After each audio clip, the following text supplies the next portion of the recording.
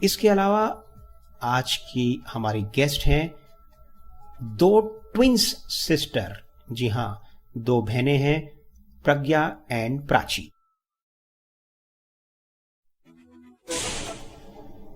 दोस्तों, प्रज्ञा और प्राची ने भी स्प्रिंगडेल्स पब्लिक स्कूल से बस हाल ही में 12वीं कक्षा की परीक्षा उत्तीर्ण की है। सीबीएसई के अंतर्गत प्रज्ञा ने 91% से ज्यादा अंक हासिल किए हैं और उनकी बहन प्राची ने 86% से ज्यादा अंक हासिल किए हैं। उनकी हाल ही में जो सीबीएसई की परीक्षा का परिणाम आया है उसमें।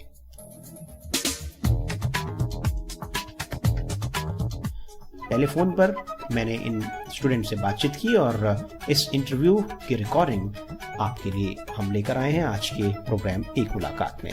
आप सुनते रहें रेडियो उड़ान।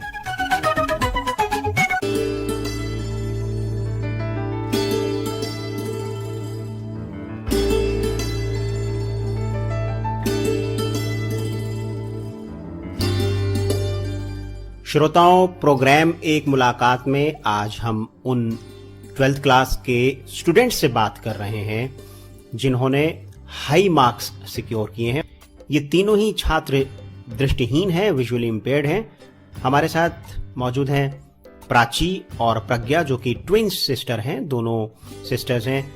प्राची ने 86% मार्क्स सिक्योर किए हैं 12th क्लास में और वहीं उनकी बहन प्रज्ञा ने 91.5% मार्क्स सिक्योर किए हैं।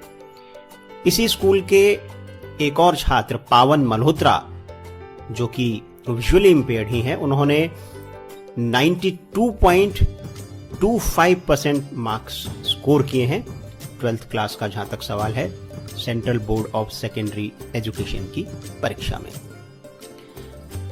तो आज के बच्चे, आज के छात्र, आज के विद्यार्थी भारत के कल का भविष्य हैं, देश के कल का भविष्य हैं और इन छात्रों से मैंने टेलीफोन पर बात की। सबसे पहले हमने बातचीत की प्राची से। आइए जानते हैं प्राची ने हमसे क्या कहा। मेरा नाम प्राची महाजन है और मैंने अभी अपनी 12वीं कक्षा खत्म की है। तो कहाँ से, कौन से स्कूल से? स्प्रिंगडेल्स पब्लिक स्कूल से तुमने प्राची अपनी 12th की? मैंने स्प्रिंगडेल्स को धौला कुआं से खत्म किया है। और कितने मार्क्स तुमको मिले हैं प्राची 12th में? मेरे को 86%। ठीक है। सब्जेक्ट वाइज थोड़ा बताओ हमारे लिसनर्स को, कौन कौन से सब्जेक्ट में कितने सब्जेक्ट आपके पास थे? सब्जेक्ट की डिटेल्स बताओ, उसमें कितने मार्क्स मिले हैं? मेरे पास 5 सब्जेक्ट थे, English, economics, political science, sociology और साइकोलॉजी। और इनमें जो मार्क्स का ब्रेकअप रहा है वो याद है तुम्हें? तो किस सब्जेक्ट में कितने मार्क्स मिले? मुझे इंग्लिश में 95 मार्क्स मिले हैं और पॉलिटिकल साइंस में 94 और सोशियोलॉजी में 79, साइकोलॉजी में 76 और इकोनॉमिक्स में 72।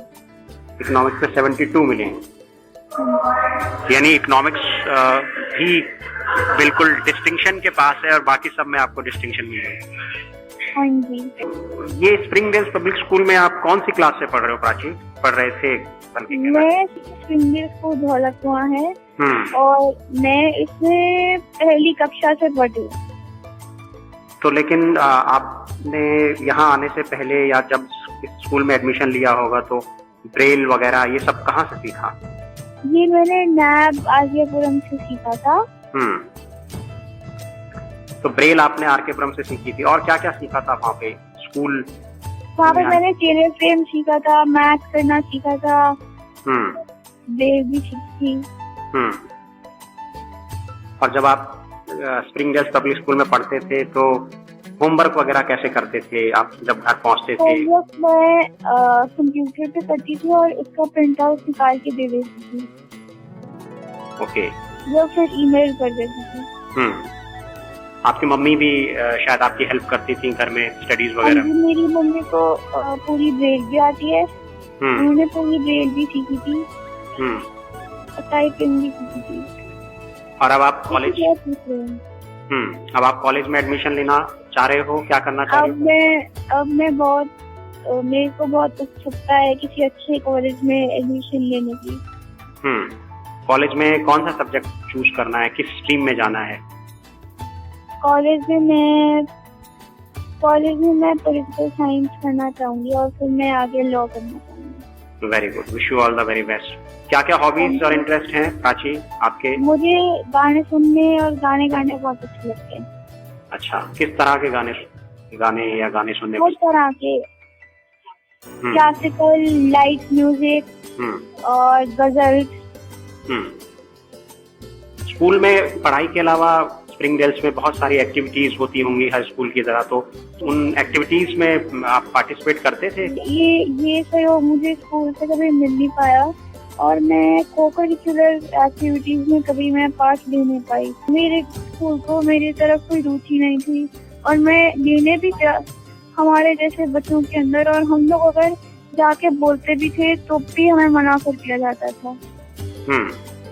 और स्कूल में जो आपके क्लासमेट थे, जो आपके कुलीग्स थे, वो उनका आपके प्रति कैसा व्यवहार था, किस तरह से वो लोग कोऑपरेटिव थे?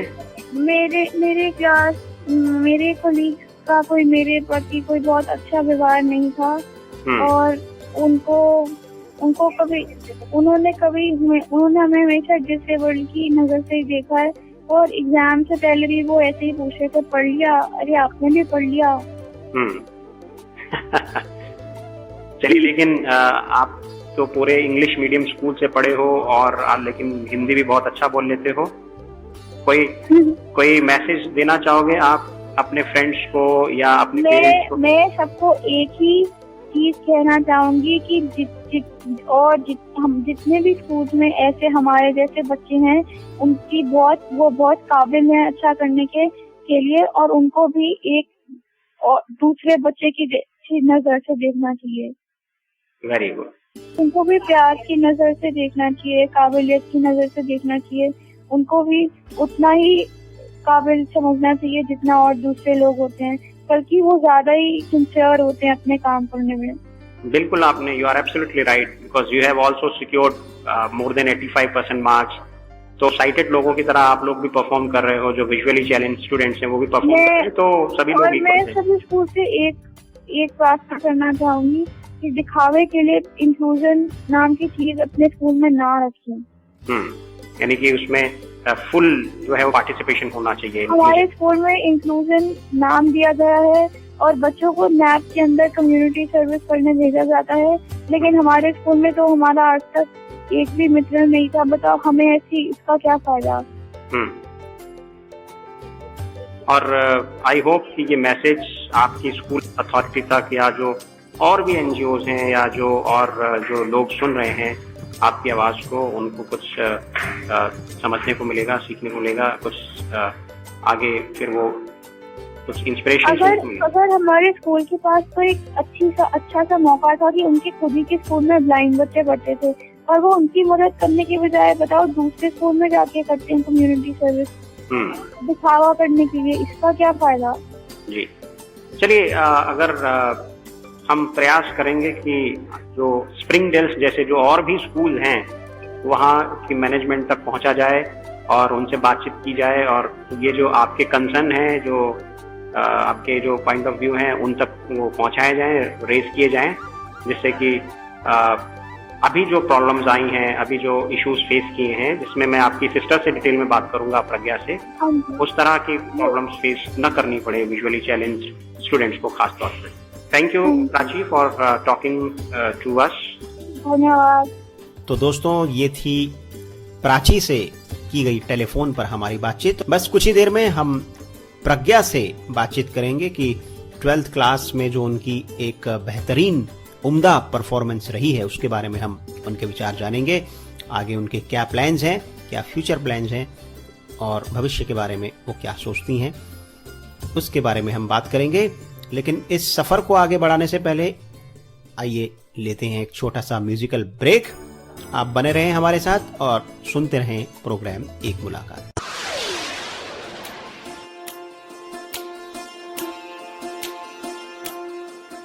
आप सुन रहे हैं एक मुलाकात आरजे अमित के साथ।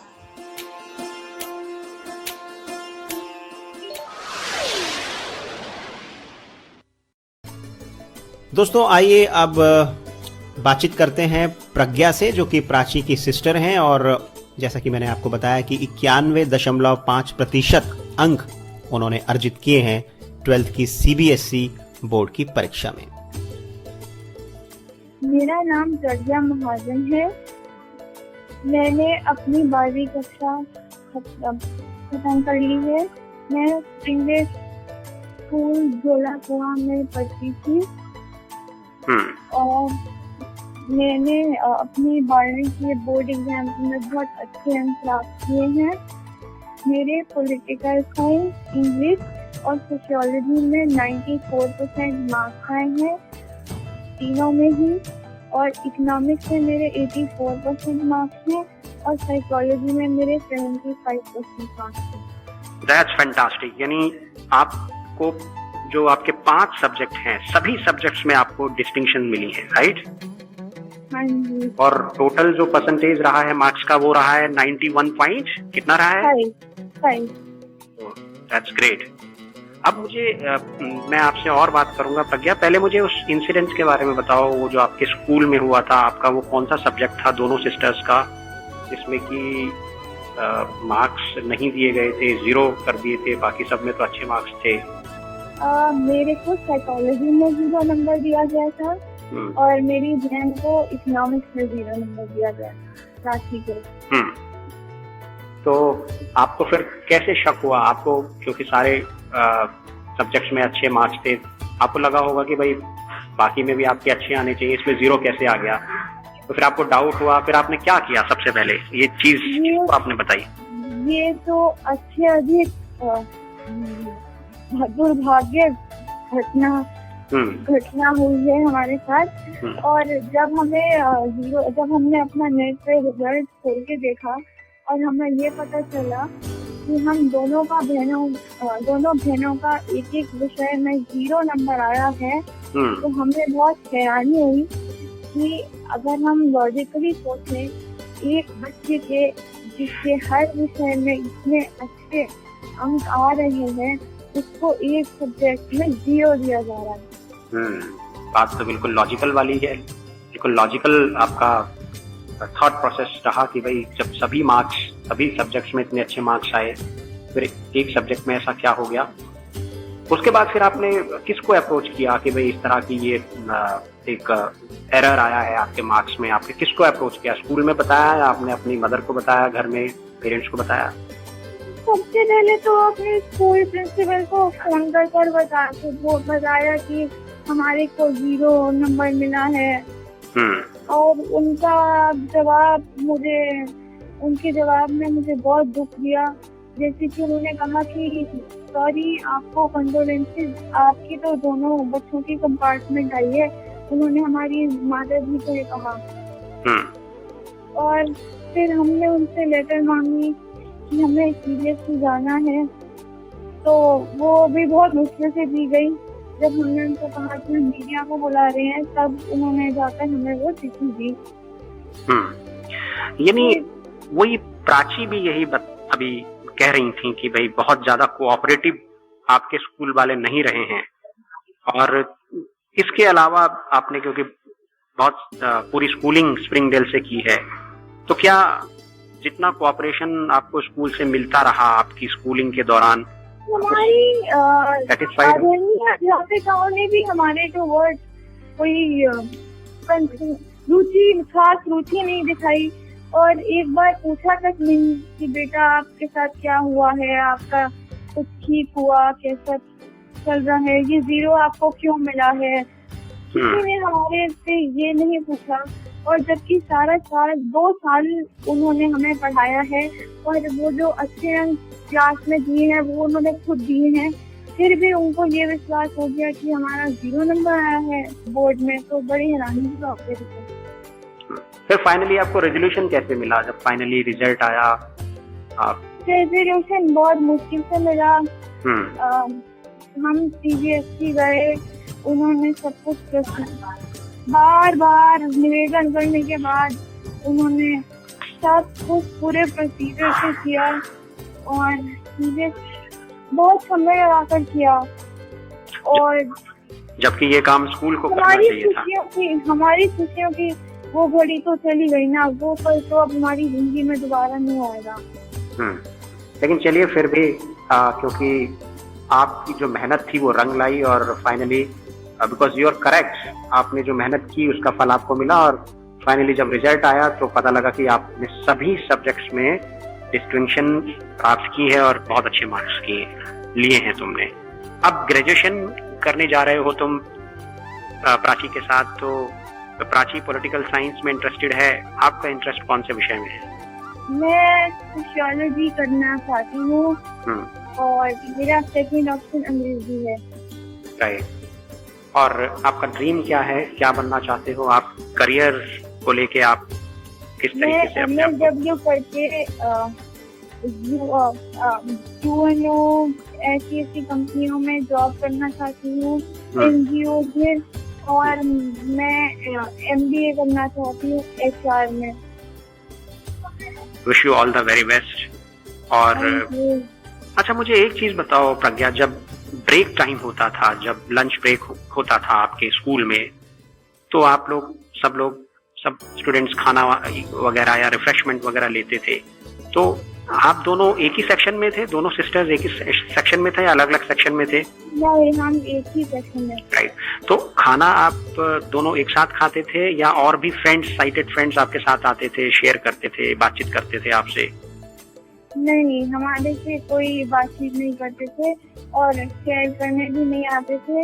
हमारे पास वो लोग सिर्फ जब आते थे जब उनको हमारे से नोट्स चाहिए होते थे, तो हमारी अध्यापिका कहती थी बेटा आप इनको जरा नोट्स मेल कर दीजिए, आप तो कंप्यूटर पे लिखते हैं। लेकिन हमने ऐसा नहीं था, हमने मित्र बनाने की कोशिश भी करी, हमने बहुत मदद करी उनकी, लेकिन वो फिर भी हमें धोखा दे जाते थे।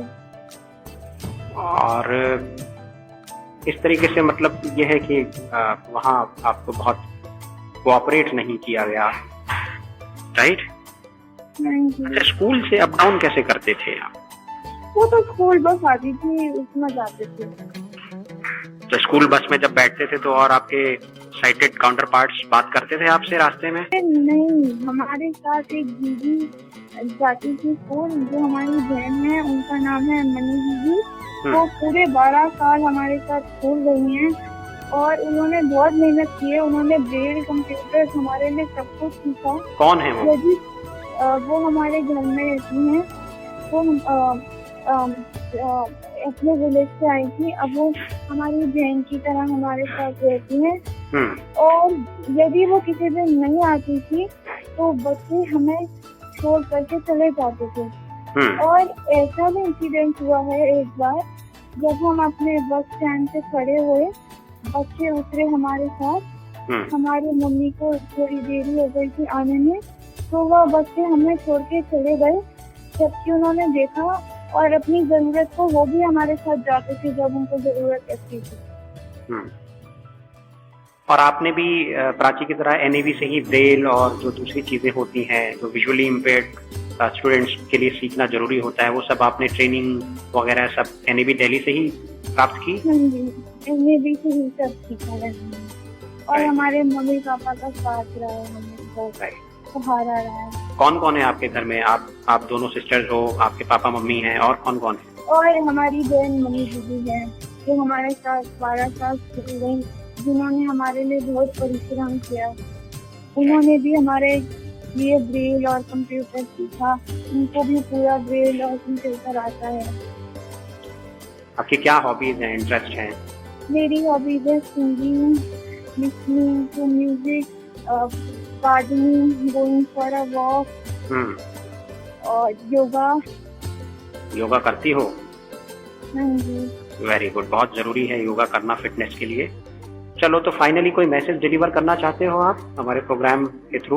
मैं बस यही मैसेज डिलीवर करना चाहती हूँ कि मैं सारे स्कूलों से निवेदन करती हूँ, प्रार्थना करती हूँ कि वह स्पेशल नीड्स के बच्चों को अच्छी तरह ध्यान दें और उनको डिस्क्रिमिनेशन ना दें, और वह भी बहुत अच्छा कर सकते हैं, वह भी बहुत काबिल हैं, उनको भी हमें देना चाहिए, हर चीज़ सिखानी चाहिए। और मैं सीबीएसई से ये निवेदन करना चाहती हूँ कि वो ऐसी गलती स्पेशल नीड्स के बच्चों के साथ दोबारा ना करें, क्योंकि जो बच्चे फाइट नहीं कर सकते हैं, उनके पेरेंट्स उनके साथ नहीं होते, उनका क्या होगा अगर हम जैसों का कुछ नहीं हो पाता। Right, thank you Pragya. Welcome. दोस्तों, अब आज के एक और स्टूडेंट से हम बात करते हैं, पावन मल्होत्रा, जो कि प्राची और प्रज्ञा के ही स्कूल से, बल्कि उनकी ही क्लास से, उनके क्लासमेट हैं, और उन्होंने 92.25% मार्क्स सिक्योर किए हैं। आइए सुनते हैं पावन मल्होत्रा ने हमसे क्या कहा। मैं पावन मल्होत्रा हूँ, दिल्ली से, फ्रॉम स्प्रिंगडेल स्कूल धौलाकुआं। अभी 12th का एग्जामिनेशन है सीबीएसई का, एंड 92.25 एग्रीगेट रिपोर्ट बना है। पावन, आपके सब्जेक्ट्स कौन कौन से थे? किस स्ट्रीम में आपने 11th-12th किस स्ट्रीम में किया आपने? कॉमर्स में किया है, English, business studies, accounts, economics and maths, 5 subjects थे मेरे पास।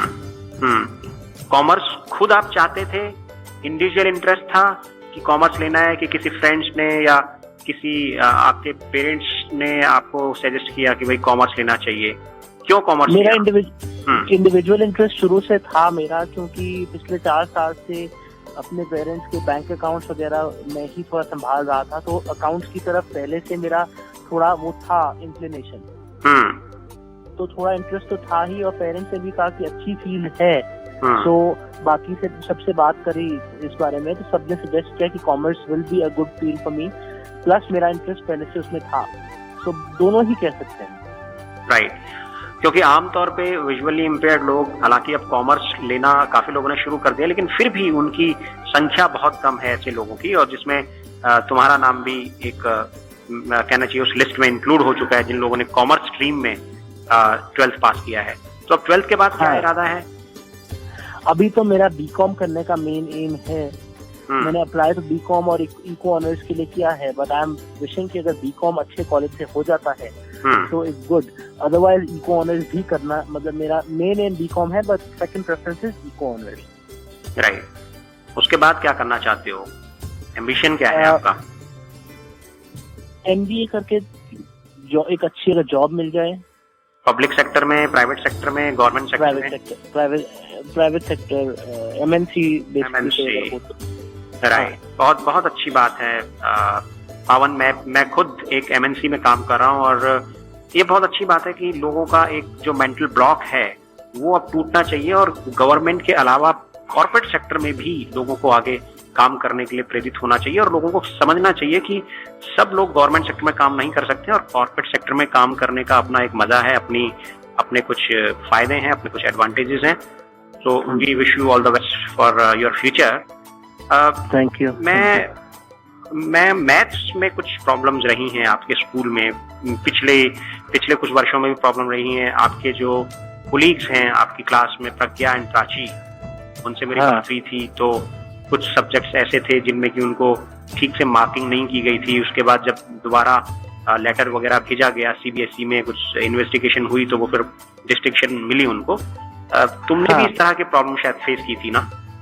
हाँ, प्रॉब्लम्स देखिए आई हैं पहले भी स्टूडेंट्स को। पहले तो मैं इंट्रोड्यूस करना चाहूंगा इस प्रॉब्लम को कि ये क्या हो रहा है।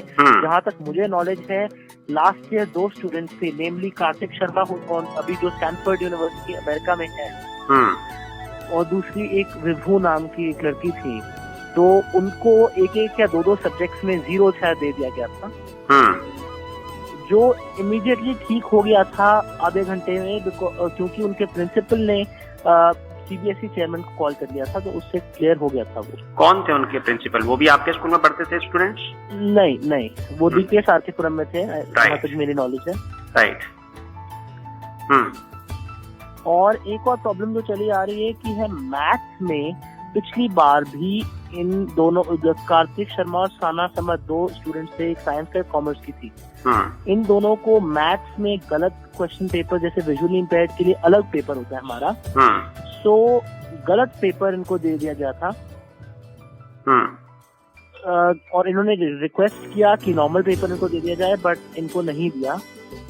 फिर 2 घंटे बाद जब इनका पेपर कंप्लीट हुआ, आफ्टर दैट इनको नॉर्मल पेपर विजुअली इम्पेयर्ड वाला जो दिया गया 2 घंटे बाद दिया गया कि अब आप ये नहीं, सॉरी, ये करिए, आपका डिफरेंट पेपर है। तो ये लोग वहाँ 4 साढ़े 4 बजे तक ये लोग पेपर्स करते रहे। एंड इस बार मेरे साथ सेम केस रिपीट हुआ कि सीबीएसई ने विजुअली इम्पेयर्ड का पेपर सेंटर नहीं भेजे। यहाँ सेंटर कोऑपरेटिव था। मैंने कहा मैं पेपर शुरू नहीं करूंगा जब तक विजुअली इम्पेयर्ड का पेपर ना आए। तो यहाँ पर सेंटर ने वहाँ सीबीएसई को रिक्वेस्ट किया, आपको 30 मिनट इन्होंने मुझे पेपर दिया। राइट। तुम्हारा कौन सा सब्जेक्ट, तुम्हारा खुद का कौन सा सब्जेक्ट था अभी जिसमें तुमको ये प्रॉब्लम फेस करनी पड़ी? ये मैथ्स ही था। मैथ्स ही सब्जेक्ट है जिसमें एक हमारा अलग पेपर होता है। राइट। फिर मार्क्स कितने आए आपको मैथ्स जब आपको बाद में मैथ्स में क्या हुआ? अब इसमें मैथ्स में इन्होंने 10 मार्क्स दे दिए, मुझे फेल कर दिया था। राइट। तो मैंने सीबीएसई को अप्रोच किया। पहले तो बहुत प्रॉब्लम आई, बहुत ज्यादा प्रॉब्लम्स आई राइट बंदे के पास जाने में। तो वहाँ लोग मिलते भी नहीं है आसानी से, एंड बहुत रूड थे staff. I should really say बहुत रूड वहाँ के स्टाफ, मुझे कहना चाहिए। कोई असिस्ट करने को तैयार नहीं है। उन्होंने बस एक मार्क्स आंसर शीट चेक करी और 10 मार्क्स थे। मुझे 10 मार्क्स देख के ये लगा कि मेरा जो पहले पेपर इन्होंने दिया है मुझे, जो विजुअली इम्पेयर्ड के लिए नहीं था, उसमें असेस कर दिया मुझे। तो मैंने उनको बोला, एंड बाद में यही हुआ। बाद में जब इन्होंने प्रज्ञा प्राची ने जब न्यूज में इसको किया, तब ये चेयरमैन के पास मैसेज पहुंचा। Smriti Irani and chairman of CBSE दोनों ने ये देखा, तब ये सॉल्व किया। एंड तब पता लगा यही केस था। वो लोग विजुअली इम्पेयर्ड वाला पेपर ही नहीं चेक कर रहे थे, उन्होंने क्वेश्चन पेपर का कोड ही आंसर बुक में ठीक से नहीं पढ़ा। 65B कोड होता है, वो 65(2) चेक कर रहे थे। राइट। यानी जो एचआरडी मिनिस्टर हैं हमारी न्यू स्मृति ईरानी, उनकी भी इसमें इन्वॉल्वमेंट रही है, तो आपको रेजोल्यूशन मिला? हाँ जी, उनकी काफी इन्वॉल्वमेंट है, और इनफैक्ट उन्हीं की इन्वॉल्वमेंट की वजह से ही सोल्यूशन मिल पाया है। राइट। तो उसके बाद जब आपका चेंज रिजल्ट आया मैथ्स में, कितने मार्क्स मिले? मैथ्स में 71 थे मेरे। राइट। और आपको हाईएस्ट मार्क्स जो मिले हैं आपके टोटल 92.25% में, वो कौन से सब्जेक्ट में हाईएस्ट मार्क्स हैं? Business studies. कितने हैं? 98। Right, that's great. Favourite subject कौन सा रहा है आपका थ्रू आउट स्कूलिंग कहीं या 11th-12th? Account and business studies. Right. चलिए, ये तो आपके साथ जो इंसिडेंट हुआ, और फिर फॉर्चुनेट इनफ रहे आप तीनों लोग के, फिर बाद में वो ठीक है, थोड़ा सा मेहनत करनी पड़ी, प्रॉब्लम्स आई, वो बात समझी जा सकती है। ये मेरे को यही कहते हुए दुख हो रहा है कि हर साल ये ब्लाइंड बंदों के साथ हर साल हो रहा है। इस बार 3 बंदे, हम, मैं, प्रज्ञा एंड प्राची, उनका 0 दे दिया था। उनकी तो आंसर शीट घुमा दी थी। तो ये एक केयरलेसनेस का एक बैड एग्जांपल है। ये बात मैं समझता हूँ कि जो स्मृति ईरानी है और जो चेयरमैन है सीबीएसई के, उन तक पहुंचाई जानी चाहिए कि भाई ये एक रिपीटेड एक्शन है, क्योंकि अगर एक बार हुआ तो बात समझी जा सकती है, लेकिन जैसा आप तुम बता रहे हो कि ये एक हैबिट बन गई है उन लोगों की, और पिछले कुछ वर्षों से ऐसा होता आ रहा है, तो मैं समझता हूँ कि ये उन लोगों को ठीक करना चाहिए। बिल्कुल बिल्कुल बिल्कुल। राइट। स्प्रिंग डेल्स में कब से पढ़ रहे हो पावन? और मैंने शुरू से, जैसे ही ब्लाइंड स्कूल से एनएबी से इंटीग्रेट होकर सीधा स्प्रिंग डेल्स में गया था। राइट। एनएबी से क्या क्या सीखा आपने? ब्रेल और बेसिक कंप्यूटर्स का थोड़ा सा। राइट। लेकिन और मोबिलिटी थोड़ी। राइट। अब इंडिपेंडेंस, बेसिकली मेनली इंडिपेंडेंस था। राइट। आपको क्या लगता है, स्पेशल एजुकेशन ठीक है? स्पेशल एजुकेशन के जो स्कूल्स हैं वहाँ एक विजुअली इम्पेयर्ड स्टूडेंट को पढ़ना चाहिए, या फिर इंटीग्रेटेड एजुकेशन अच्छा है जहाँ तुमने स्कूलिंग की है? इंटीग्रेटेड एजुकेशन के बारे में अगर मैं आपसे जानना चाहूँ तो कितना रिकमेंड करोगे कि एक क्या क्या बेनिफिट्स हैं इंक्लूजन में अगर हम जाते हैं, इंक्लूसिव स्कूल में अगर हम जाते हैं? इंक्लूजन के अगर बेनिफिट्स देखे जाए तो एक तो आप नॉर्मल लोगों के साथ पढ़ रहे हो तो आपका थोड़ा कॉन्फिडेंस उस हिसाब से डेवलप, मेन स्ट्रीम में आपको एक मेन स्ट्रीम में थोड़ा आने का थोड़ा एक्सपीरियंस होता है कि कैसे आप रह रहे हो, कैसे सब लोग। नहीं तो विजुअली इम्पेयर्ड के साथ थोड़ा वो अलग, अगर आप ब्लाइंड स्कूल में हो तो थोड़ा अलग एक्सपीरियंस होता है। राइट। सो और बट यहाँ इसमें अगर मैं आप पूछेंगे कि मैं रेकमेंड करूंगा या नहीं, तो मैं सिर्फ भी रेकमेंड करूंगा अगर स्कूल एक्स्ट्रा फैसिलिटीज और एक्स्ट्रा असिस्टेंस बच्चों को देने के लिए तैयार है तो, अदरवाइज मैं उसको नहीं रेकमेंड करूंगा। क्योंकि मुझे काफी होम ट्यूशन वगैरह लेनी पड़ी हैं। कुछ टीचर स्कूल की थी जो असिस्ट करने को तैयार थी, कुछ थी जिनको समझ में नहीं आ रहा था कि थोड़ा मुझे कैसे पढ़ाएं, या इंफ्रास्ट्रक्चर नहीं था। अगर इंफ्रास्ट्रक्चर वो डेवलप करते हैं स्कूल तो मैं रेकमेंड करूंगा। अब यहाँ मिक्स था स्प्रिंगडेल्स में जो मुझे मिला। जबकि स्प्रिंगडेल्स में काफी पहले बच्चे पढ़ चुके हैं, काफी नाम इस स्कूल का है, तो ये उम्मीद की जा सकती थी, मैं खुद ही अपेक्षा रखता था कि भाई बहुत अच्छे से यहाँ पे कोऑपरेशन मिलेगा, लेकिन जो कि जैसा कि मुझे कोऑपरेशन मिला है, बट टीचर्स कहते हैं कि इंफ्रास्ट्रक्चर ही नहीं है उनके पास, विच आई थिंक होना चाहिए। जो थोड़ा बहुत ट्रेनिंग भी दी जानी चाहिए, थोड़ा सा मुझे लगता है उस फील्ड में और थोड़ा काम होना चाहिए कि स्कूल्स को थोड़ा और सेंसिटाइज किया जाए विजुअली इम्पेयर्ड के लिए। साइटेड कोलीग्स कैसे हैं, किस तरह का व्यवहार?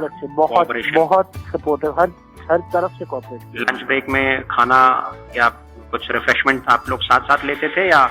हाँ, साथ में, बिल्कुल साथ। बहुत अच्छी तरह कोऑपरेट किया, ऐसा कुछ वो नहीं हुआ।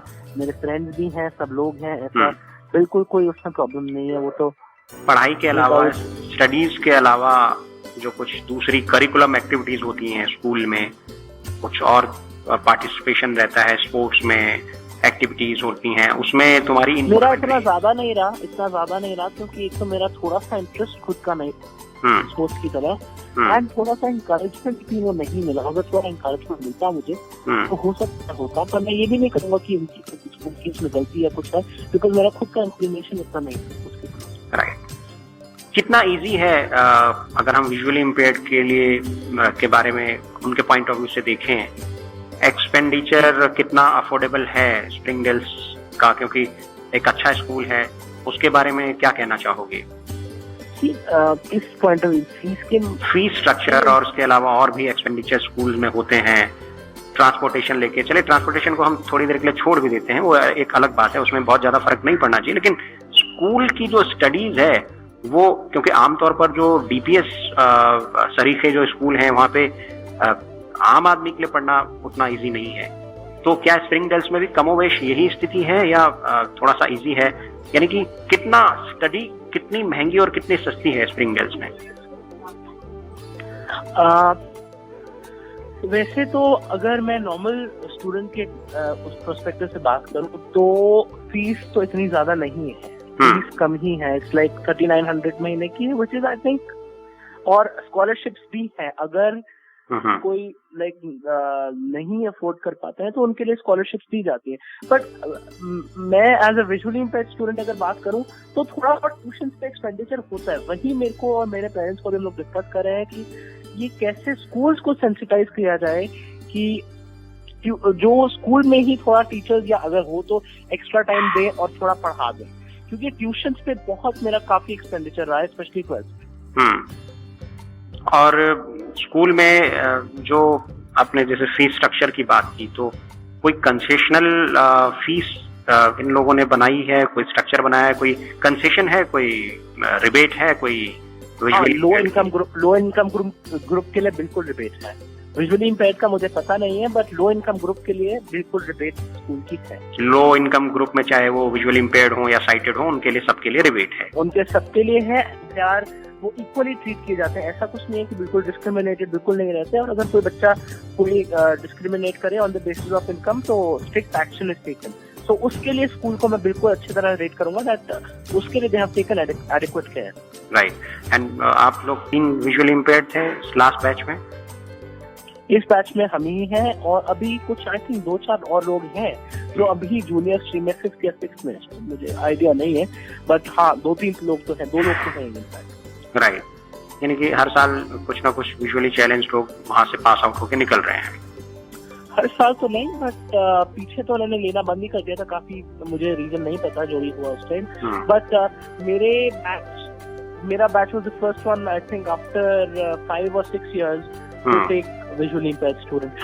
Actually visually impaired students का एक और बताया कि कॉमर्स ज्यादा लोगों ने ली नहीं है, तो यहाँ मुझे थोड़ी स्कूल में प्रॉब्लम फेस करनी पड़ी, थोड़े नए तरीके ढूंढने पड़े कि कैसे समझाना है मैथ्स, और मैथ्स क्योंकि काफी विजुअल इफेक्ट होता है मैथ्स में, तो थोड़े टीचर्स को उस टाइम ट्यूशन में स्कूल में भी काफी टीचर्स ने एफर्ट उस टाइम डाला, जो मेरे को लगता है कहीं और डाल सकता है। जैसे मैथ्स टीचर ने डाला एफर्ट, वही मैं आपसे यही कहना चाहता हूँ कि जो टीचर्स डालना चाहते थे वो अपना पूरा एफर्ट डाल देते, जो ऐसा था। तो आई थिंक सेंसिटाइज और होना चाहिए। चलिए, मेरे पास 1-2 क्वेश्चन आपके लिए और हैं। तो मैं आपके हॉबीज एंड इंटरेस्ट के बारे में जानना चाहूँगा। फ्री टाइम में क्या इंटरेस्ट होते हैं आपके स्टडीज के अलावा? म्यूजिक है तो मेन इंटरेस्ट जो है, मैं बजाता भी हूँ कीबोर्ड और गाता भी हूँ क्लासिकल म्यूजिक। राइट, तो ये कीबोर्ड जो बजाते हो या गाते हो, ये आपका पर्सनल शौक है या प्रोफेशनली भी आप ये सब करते हो? नहीं, सिर्फ पर्सनल शौक है। Right. So any final comment, any final message which you would like to communicate to the listeners? For now तो यही है that make the schools sensitized towards visually impaired. यही मेरा मेन है कि schools और the world has to know that we exist. We are not just there for कि छोड़ दो इनको तो मतलब कुछ भी हो जाएगा इनका। Right. We have our aims, our ambitions, which we have to fulfill, and we are not wanting sympathy from society. We are wanting them to understand and to sensitize a bit towards visually impaired. ये कोई सिर्फ formality नहीं होनी चाहिए CBSE के लिए क्या visually impaired के लिए अलग सेंटर बना दिया। वहाँ सेंटर में ऐसी फैसिलिटीज होनी चाहिए जिससे कि कोई भी विजुअली इम्पेयर्ड को कभी प्रॉब्लम हो तो इमीडिएटली वो अप्रोच करता है। ये सिर्फ गाइडलाइंस में तो मेरे को बहुत दुख हो रहा है कहते हुए, बट ये गाइडलाइंस में तो चीजें आ जाती हैं, बट ये इम्प्लीमेंट होते हुए बहुत टाइम लग रहा है। मुझे अभी मैं एक और चीज जो मेजर इशू मेरे को फेस करना पड़ा है मैं बोलना चाहूंगा कि मेरे को पहले लैपटॉप पे काम करता था मैं। राइट। सो लैपटॉप पे अकाउंट्स करने के लिए मुझे समझ नहीं आ रहा था एक तो कैसे करेंगे, और दूसरा कि बोर्ड में लैपटॉप्स पिछले साल आई थिंक 2012 एंड में ही इम्प्लीमेंट उन्होंने करे। सो 2013 बैच लैपटॉप यूज कर पाया है, इससे पहले मुझे नहीं लगता किसी बैच ने किया है। एनीवे, तो इसके लिए गाइडलाइंस कोई कि अकाउंट्स कैसे होगा और वर्ड में करना है या एक्सेल में करना है, कोई कोऑपरेशन नहीं है। सीबीएसई को ईमेल्स गई हैं, लेटर्स गई हैं, मैं पर्सनली वहां जाके धक्के खा के आया ऑफिस में, आई एम सॉरी टू से, बट कोई वहां पे कोऑपरेशन नहीं है सीबीएसई के। सो मैंने फाइनली राइटर पे स्विच कर लिया। Right. Well, thank you very much, Pawan, for sharing your views and for being with us. Thank you. दोस्तों, आज हम सब उस महान विभूति को याद कर रहे हैं, उस ग्रेट पर्सनैलिटी को याद कर रहे हैं जिसको आप और हम हेलन केलर के नाम से जानते हैं।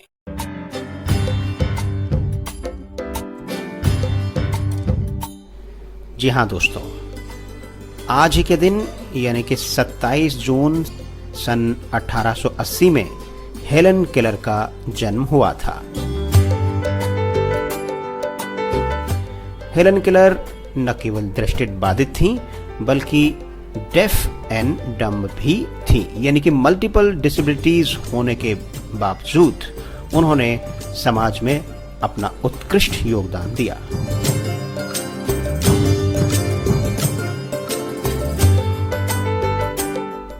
महान सोशल एक्टिविस्ट हेलन केलर अपने कई बखूबी कामों के लिए जानी जाती हैं। उनमें कई खूबियां थीं और उन्होंने जो सोसाइटी को कंट्रीब्यूट किया मल्टीपल डिसेबिलिटी होने के बावजूद भी, वो उल्लेखनीय है और आज भी सराहनीय है। तो आज समूचा विश्व उस महान पर्सनैलिटी जिसका नाम हेलन केलर है, उनकी जयंती मना रहा है, उनका बर्थडे मना रहा है। और इस उपलक्ष्य में रेडियो उड़ान की जानिब से मैं आप सभी श्रोताओं को हार्दिक शुभकामनाएं प्रेषित करता हूं आज के इस स्वर्णिम अवसर पर।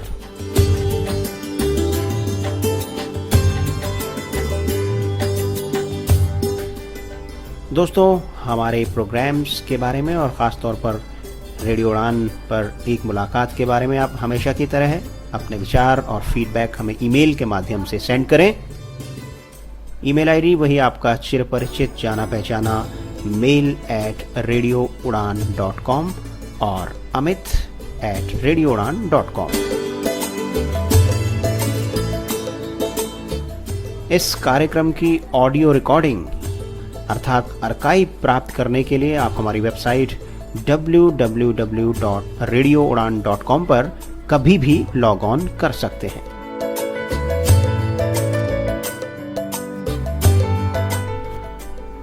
दोस्तों, हमेशा की तरह आपसे मेरी मुलाकात होगी अगले शुक्रवार रात ठीक 9 बजे इसी चैनल यानी कि रेडियो उड़ान पर। अब अनुमति दीजिए। नमस्कार।